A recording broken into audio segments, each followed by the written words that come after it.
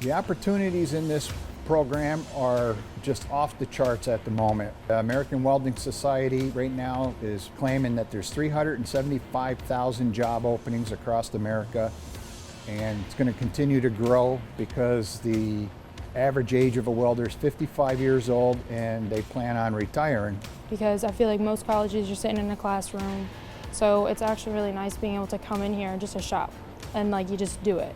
You're not sitting there reading or writing about it. You actually get to do it, and it really helps because you get to see what you're doing and how to do it. You mess up the first time, that's okay because we're here all day. So it's really nice that we get to be hands-on than any other school that I ever went to. The program definitely offers a lot of new opportunities and a lot of opportunities for people who want to get into the trade. All the unions have been calling, looking for welders to join their apprenticeship program with a collaboration where they'll take students from this program with an associate's degree and knock a year off their apprenticeship program.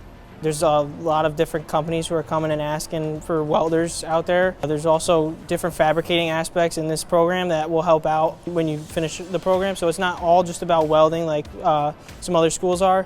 It's got a different aspect of fabrication too, which could lead you in different career paths as well. I believe Hudson Valley would be the right choice for learning this skill and trade because we do offer an associate's degree, which is unique in the area. No other in the Capital District offers an associate's degree with your welding program. And this gives you a slight edge over the average welder where you can come out and become a supervisor, foreman, or superintendent, or easily start your own business as a welding fabricator.